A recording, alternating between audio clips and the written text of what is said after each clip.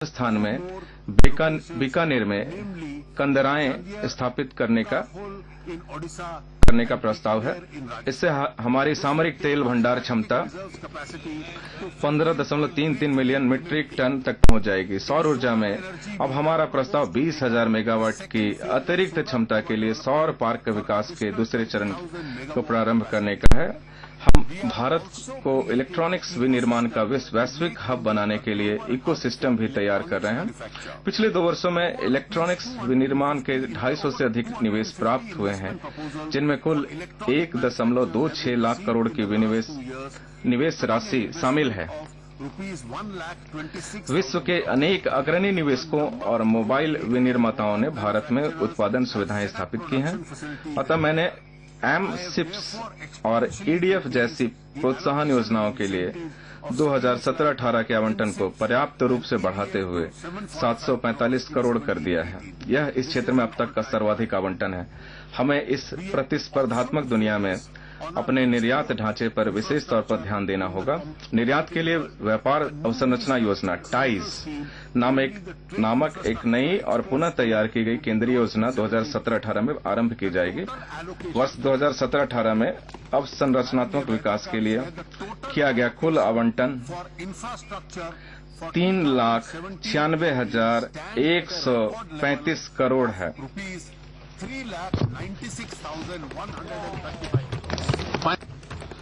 वित्तीय क्षेत्र। अब मैं वित्तीय क्षेत्र पर लौटता हूं।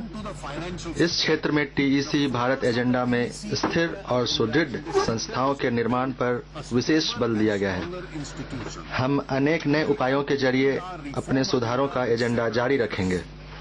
हमारी सरकार ने पिछले 2 वर्षों में प्रत्यक्ष विदेशी निवेश की नीति में पर्याप्त सुधार किए हैं।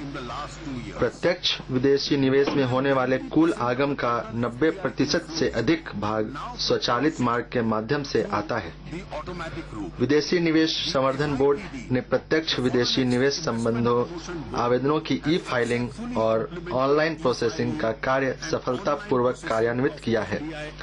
अब हम ऐसी स्थिति में हैं कि निवेश संवर्धन बोर्ड को चरणबद्ध तरीके से समाप्त किया जा सकता है।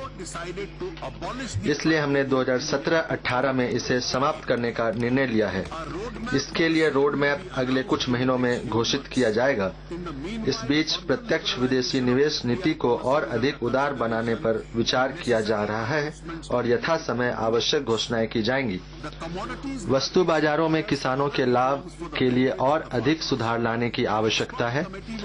वस्तुओं के व्यापार के लिए हाजिर बाजार और व्युत्पन्न बाजार को समेकित करने के लिए प्रचालन और विधायी ढांचे पर अध्ययन करने और इसके सृजन को बढ़ावा देने के लिए एक विशेषज्ञ समिति गठित की जाएगी।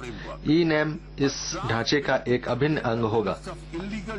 अवैध जमा योजनाओं के संकट को कम करने के लिए मसौदा विधेयक को लोगों की जानकारी में लाया जाएगा और इसे अंतिम रूप दिए जाने के बाद शीघ्र ही लागू किया जाएगा।